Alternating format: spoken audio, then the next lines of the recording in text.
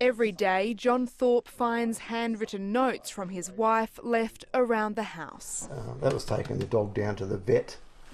So Jenga's lead is in the pantry. The lists help remind the 68-year-old of what he needs to do each day, which is crucial.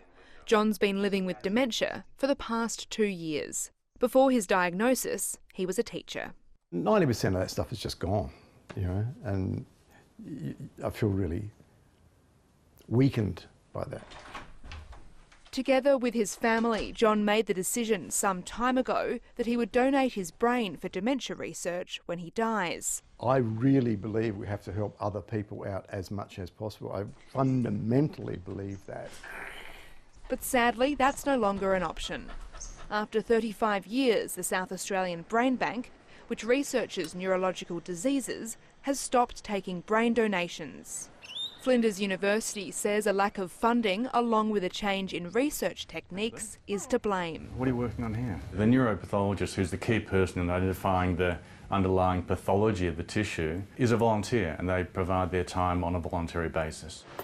Currently, the bank holds more than 380 brains and 20 spinal cords.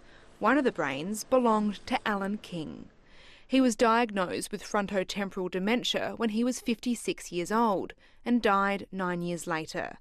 By then, Alan had lost the ability to communicate and was living in a nursing home. Something that will haunt me till the day I die was the way he wailed. He just cried non-stop.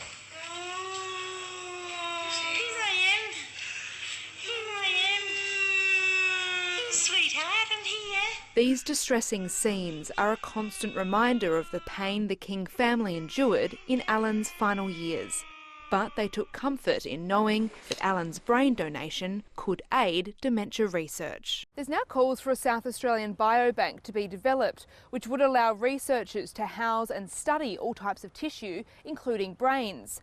But first, Flinders University needs to get through a backlog of brain donations because not all the donated specimens have been classified yet.